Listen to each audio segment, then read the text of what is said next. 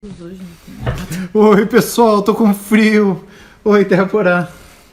Ela fez um cappuccino pra mim, mas tá muito quente. Ai, ai, ai, não consigo segurar. Normal, né, gente? Oi, cadê vocês, pessoal? 9h19. É igual você, embaixo das cobertas. Misericórdia. Alexia, que bom que você veio. A gente tava aqui sozinho, tamo com frio. Socorro! Gente, aqui na chácara é muito mais frio, muito mais frio, muito mais frio. A Débora tá rindo que eu peguei uma colchinha aqui e pus nas costas. Ela tá louca pra pegar uma pontinha, mas é que ela... Com calor, gente. Eu tava tirando as coisas da mesa da janta, correndo. Sabe como que é a mulher, né? Quando tá com pressa, esquenta na hora. Então, pessoal, a gente tá sem a nossa iluminação, porque a gente tá lá embaixo gravando. Lembra que eu falei que ia liberar os vídeos dos pais daqui a pouquinho? A gente tá gravando hoje, foi muito intenso, né? Eu achei que o conteúdo tá super bem e a gente tá aprendendo, né, amor? É, né? Quando a água bate, a gente nada. Ô, amor, essa não é uma expressão muito bonita. Por isso que eu falei ela só, a parte bonita. E, pessoal, parece que estão na chácara, friozinho aí. Aham, na chácara sempre, a gente mora aqui, né? Então, pessoal, hoje aconteceu uma coisa muito legal. Começou o nosso Sabor e Vida... Não, Vida e Sabor, né? Começou o nosso Vida e Sabor. A gente serviu quase 220 marmitas para as pessoas e eu comi, tava gostoso. Pensa num feijãozinho bem temperado, um purezinho de batata com uma bistequinha. Mas a minha bistequinha não era bistequinha, deu o meu pratão assim de bisteca. Com a bisteca grande, gente. Nossa, gente, não foi escolhido, foi a sorte. minha eu peguei no meio das outras marmitas, né, para dizerem que deu uma bistecona pro pastor. Tava muito gostosa. Pessoal da cozinha Tere e companhia, Evandro, um beijo. Nós servimos as pessoas e vimos muitos retornos depois, e as pessoas dizendo que estava gostoso e foi muito especial mesmo. Só que eu não consegui comer toda a minha marmita porque tem bastante comida. Arroz, feijão e caprichado. Amor, purê de batata tinha bastante, a bisteca era grande. Você comeu tudo, purê, bisteca. Deixei um pouquinho de feijão e um pouquinho de arroz. E vocês, como é que estão, queridos? Saindo fora da tela. Aqui no cantinho do vídeo é mais quentinho, aqui no meio é muito frio.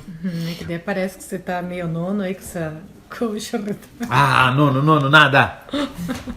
Que é isso? Vamos lá. Pessoal, hoje nós vamos falar um pouquinho sobre qual é a motivação da nossa vida, porque a gente vive, porque a gente tá aqui, qual que é o nosso chamado, e agora a live já tá esquentando. E vocês? Vocês têm ideia de qual é o seu chamado? Por que você tá nessa terra, nesse momento tão especial, tão interessante, difícil sim, com dificuldade sim, mas também um momento tão incrível que a vida tá acontecendo. Ó, pessoal, deixa eu explicar pra vocês. Débora, você tem que ficar um pouquinho mais pra frente assim, ó. Porque se você fica assim mais pra trás, olha como a sua testa brilha. A gente tá sem a nossa iluminação porque a gente tá usando... Vai brilhar aqui, vai brilhar de qualquer jeito hoje. Não, aqui assim não brilha, assim brilha. Ó, a tua assim tá fica brilhando normal, o tempo assim. todo. Amor, é porque falta uma coisa aí, né? Bem, vamos lá. Por que você nasceu? Por que você está aqui? Por que você está vivendo esses dias incríveis que nós estamos vivendo? Sim, que eu estava falando, né? São dias difíceis, são dias de insegurança para alguns, são dias de dificuldade, mas também são dias incríveis. A história está acontecendo, nós estamos vivendo o mover da terra. E como você se encaixa nessa história? Onde você está? Boa noite, Márcia. Onde você está no teu chamado? Qual que é o teu papel nesses dias? Você já pensou sobre isso, amor? Qual que é o teu papel nesses dias? Eu acho que essa é uma pergunta que todos nós precisamos fazer para nós mesmos, para o Senhor, para a gente encontrar força e direção para esse tempo. Eu tenho tido de forma especial assim, uma misericórdia dos adolescentes, né, dos jovens. Eu conversando com alguns essa semana, né, e até pelos nossos aqui em casa, né, pelo Samu, que é o mais novo, a gente vê como está sendo difícil para eles, né, de forma especial, porque eles estão perdendo, né, entre aspas, uma parte tão importante da vida deles, no sentido de relacionamento, da escola. Tipo, eu acho que a gente, né, na vida adulta, acaba seguindo, né, quem está trabalhando voltou a trabalhar, né, a gente vai correndo para lá e para cá agora atrás, né, das coisas que ficam para trás, né, que precisam, né, acontecer para frente, mas eles acabam ficando um pouco no segundo plano, no sentido de que a vida deles não voltou ao normal ainda, né? nos relacionamentos, na escola. Agora abriu a academia, né? Então hoje tivemos, né, um membro da família na academia aqui, que se animou um pouquinho por isso, mas tenho tido misericórdia mesmo deles e pensado como a gente, como pais também, está trabalhando com eles nesse tempo. Se você aí é pai ou mãe de adolescente, você deve estar sentindo aí na pele como nós, né, essa dificuldade deles, esse desafio de lidar com eles emocionalmente, espiritualmente, como fortalecer eles nessa estação onde eles estão se sentindo bem perdido, inseguro a respeito do futuro, de tudo, né? Por isso é tão importante que cada um de nós, pessoalmente, nós que somos adultos, os adolescentes que somos estão pais, todos em crise, olha lá, ó. Preciso jogar urgente um futebol. Olha como é que é. Venha jogar em dois aqui, né? Um bate e o outro fica no... É um cada lado e de máscara, né?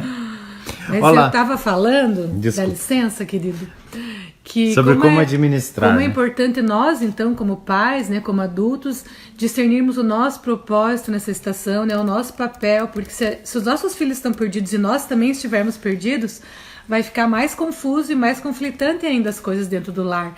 Então eu creio que nós precisamos nos fortalecer no Senhor para termos uma direção para a nossa vida e podermos também ter uma palavra de conforto, de ânimo, de esperança para os nossos filhos. Então, de certa forma, nós temos um papel na nossa casa, um papel na nossa sociedade, um papel na nossa igreja. Os diversos papéis da nossa vida exigem uma adaptação nos dias que a gente está vivendo. É isso mesmo, né? Isso. E qual que é o teu papel da vida, querido? Não só o papel desses dias, mas assim, você tem uma clareza, o que é para acontecer com a sua vida? Qual é o seu chamado? O que só você pode fazer porque Deus te escolheu, te separou para fazer? Então, por enquanto não precisa falar qual que é o teu papel, mas respondem aí pra gente. Escreve aí, eu sei, eu não sei, eu acho que sei, eu tô procurando ainda. Você tem uma ideia clara do seu chamado, o que Deus plantou você nessa terra para fazer? Porque se a gente não vai tendo uma ideia disso, o que acaba acontecendo? A gente não sabe se está funcionando a vida, se não está funcionando a vida. Se a gente está vencendo ou está perdendo na nossa história. Então, como que a gente avalia? Quais são os critérios que a gente avalia? Eu acho que tem a ver com o nosso chamado, eu acho que tem a ver com o nosso propósito de vida. E vocês, escrevem aí pra gente. Eu acho que algumas coisas começam na nossa vida de forma um pouco mais geral, né? Às vezes a gente desde o começo quer saber as coisas de forma específica e por a gente não ter algumas coisas de forma específica a gente acaba não fazendo nada, né? E eu acho que algumas coisas a gente precisa discernir qual é o papel de todos os cristãos, qual é o nosso papel como um filho de Deus na Terra. E eu começo por aí. E começando por aí eu vou discernindo qual é aquela coisa específica que Deus tem para mim. Tem um carinha, ou um teólogo, ou um filósofo, ou um gente boa holandês, que chama William Barclay, que eu amo. E ele diz o seguinte: 2 dias são importantes na história de um homem. O dia que ele nasce e o dia que ele descobre por que nasceu. Será que é isso mesmo? Será que a gente já sabe por que nasceu? Qual é o tempo? Para que nós estamos aqui? Bem, nós já vamos falar mais claro sobre isso, por qual é o chamado de todos nós. Mas ontem vocês fizeram uma revolução. Muita gente compartilhou e a nossa live abençoou muitas e muitas e muitas vidas. Então essa é a hora para você entrar lá, clicar no compartilhar e compartilhar a live. Nós esperamos 1 minutinho assim, sem falar bem sério, para que você possa fazer isso agora, porque faz muita, muita, muita diferença. No dia que nós não compartilhamos, teve 7 compartilhamentos, nós estávamos aí com 800 pessoas que tinham acessado o vídeo até o final dele, e ontem quase 2.000 pessoas, hoje foi para 3, 4, então muito obrigado por você fazer isso. E quando você compartilha o vídeo, pessoas que são do seu relacionamento, elas têm acesso a estar um pouquinho com a gente, depois vai ficar até mais fácil para você compartilhar com ela a tua fé, como você crê, e elas já são íntimas assim dos pastores e tudo mais. Então isso tem sido muito legal. Você compartilha aí, tô olhando aqui, ó. Nossa, já tem bastante gente compartilhando, obrigado. Vamos lá com a gente. Quando compartilha, automaticamente sobe bastante aí o número de pessoas assistindo também. Então vamos lá. Débora, meu amor, para que a gente está nessa terra, nesse momento especial em 2020? Então, ontem nós falamos um pouquinho, né, necessidade de nós encontrarmos a nossa conexão com Deus, que é um tempo onde todo mundo acaba se conectando um pouco mais aqui pela internet, né? Assistindo lives, assistindo programas, procurando palavras, né, de pessoas que estão falando também da parte de Deus, e você vai assistindo muitas e muitas coisas, e como às vezes a gente acaba dando mais valor para as coisas que já estão prontas e menos valor para as coisas que nós precisamos buscar, né, para as coisas que nós precisamos... Nosso poço, né? Para as coisas que nós precisamos realmente procurar no Senhor. E ontem nós começamos com esse desafio, né? Eu creio que à medida que nós vamos crescendo então nesse relacionamento, nessa conexão com Deus, nós vamos entendendo quem Deus é e quem nós somos, porque nós estamos tão ligados, né, à essência de Deus, que nós só vamos compreender o nosso chamado e por que nós vivemos e por que nós estamos aqui, se nós também tivermos uma visão de quem Deus é e tivermos então um caminho aí de proximidade, de conexão, de relacionamento com o Senhor. Porque na verdade o nosso propósito de vida é agradar aquele que nos chamou, que é o Senhor. E se nós não estamos andando com Ele, como é que a gente vai saber para que Ele nos chamou, né? E tem umas pastoras aí chiques assistindo a gente, tem pescadora assistindo a gente, que legal, obrigado Anne, que alegria que vocês estão aí, e mais um monte de gente querida. Sim, nós estamos falando de intimidade com Deus. Qual é o motivo pelo qual nós estamos nessa hora, nesse momento na Terra? Tem uma ideia? Bem, uma coisa eu preciso dizer para você. Esses são dias que muitas pessoas estão se perguntando, qual é o sentido de tudo isso? Muitas pessoas estão se perguntando, por que a gente vive? A vida é... Eu escutei hoje uma expressão, a vida tá uma... como é que eu vou dizer aqui? Meleca, não era bem meleca, mas eu escutei essa expressão assim bem forte, né? A vida tá uma... por causa do coronavírus. Será que a nossa vida pode ficar uma meleca por causa do coronavírus? Ou será que a gente já não tá curtindo muito ela e aí esse tempo de reflexão faz a gente perceber que a gente não tá chegando em lugar nenhum, que a gente não tá alcançando nada? Bem, eu vou dar uma dica. Você só consegue saber como você está nessa vida se você entender o que vem depois dessa vida. Porque nós não vivemos para o tempo que vivemos. Parece estranho isso? Dá para dizer isso, amor? Nós não vivemos para o tempo que vivemos? Dá, né? Dá para dizer quando a gente entende que a nossa vida e a nossa história não estão resumidas nesses 70, 80 ou 90 anos, né? Tem algo muito maior. E quando nós entendemos que então nós não estamos vivendo apenas para agradar a Deus, para servir a Deus, por causa de Deus, no sentido de que, então é tudo para Deus e não tem nada para mim, e a gente fica naquela perspectiva de que Deus está esperando ou precisando algo de nós, quando na verdade somos nós que encontramos aquilo que nós precisamos nele, nós encontramos alegria, satisfação. Porque senão ele seria um Deus incompleto, né? Ele está com necessidade, ele precisa, Deus precisa de você, na verdade ele quer me abençoar, né? Mas quem que precisa? Entre eu e Deus, aonde está a carência?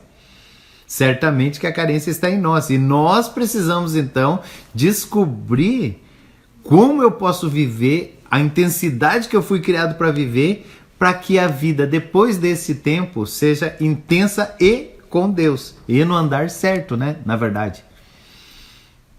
E essa é a grande questão, né? Nós temos, então, essa visão correta a respeito do Senhor, compreendemos esse amor, essa bondade, essa misericórdia, essa graça que é estendida a nós, porque à medida que nós conhecemos o Senhor, nós somos fortalecidos então para descobrir o nosso chamado, para descobrir o propósito que Deus tem para nós, porque aí nós encontramos um lugar de segurança, de confiança, onde nós podemos realmente servir esse Deus, andar com esse Deus, porque nós sabemos que Ele tem algo bom, que Ele tem algo que vai agradar também o nosso coração.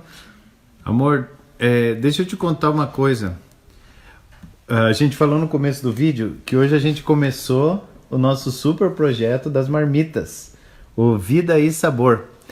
E tem alguém que entrou agora há pouco aí na live que esqueceu que tinha, né, encomendado a marmita. Ele é um patrocinador, tá abençoando, E por isso que eu cheguei tarde, tá? Então eu tinha que te contar, né? Que o Edivan, que entrou agora ali, ele que não foi buscar a marmita, eu fiquei lá até a 1h da tarde esperando ele. Então, amor, por isso que eu não tava em casa, tá? Mas tinha um propósito, de outra pessoa foi abençoada com a marmita dele, né? Ah, foi sim. Muita gente. Aí, gostaram da marmita? Alguém comeu aí? Alguém que tá na live comeu hoje da marmita? Pois é, nós temos que entender que nós temos propósitos eternos. Nós fomos chamados para revelar a glória de Deus nessa terra. Agora, um propósito eterno se cumpre na soma de diversos pequenos propósitos circunstanciais. Em alguns dias, nós revelamos a glória de Deus pregando poderosamente. Outros dias, nós revelamos a glória de Deus servindo marmitas.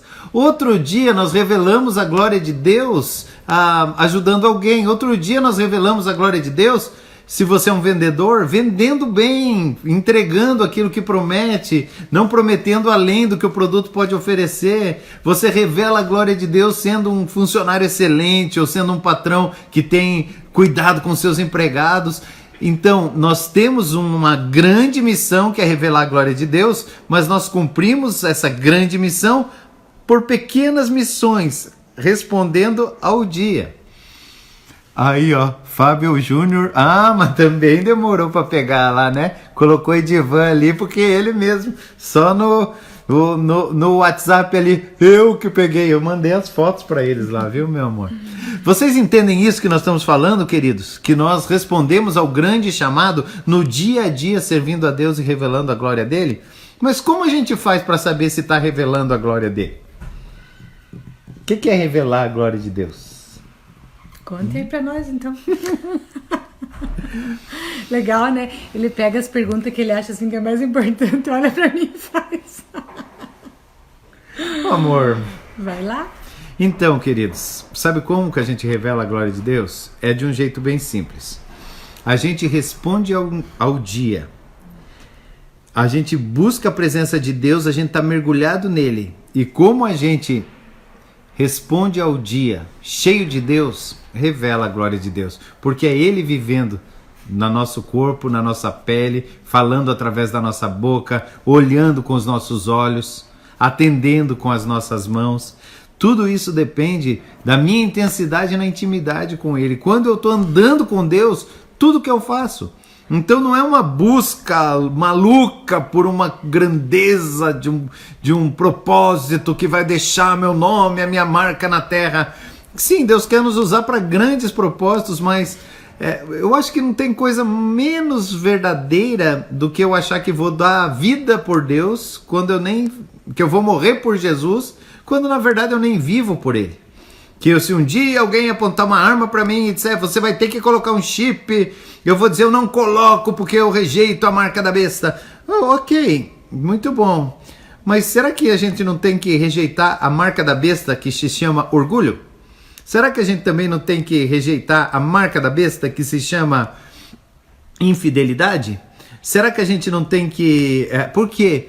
Porque sim, tem uma marca física, pode ser um chip, pode ser uma tatuagem específica, tem uma marca física que a Bíblia fala, que é a marca que a gente fala tanto, a marca da besta, mas também tem uma marca de caráter, que são as características do inferno, as características do diabo, e às vezes a gente pensa que não vai ser marcado no físico, mas no caráter, no procedimento, no dia a dia a gente já está marcado, a gente já vive como uma pessoa que nem conhece nem anda com Deus.